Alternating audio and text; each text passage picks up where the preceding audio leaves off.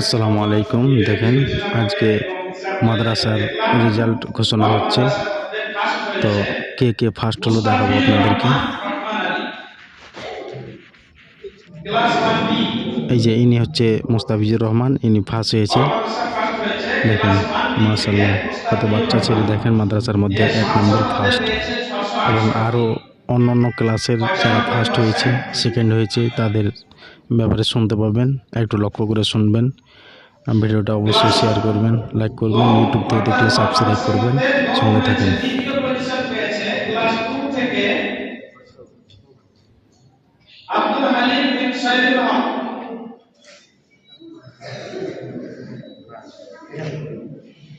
819 900 মধ্যে 819 700 900 মধ্যে 819 91%।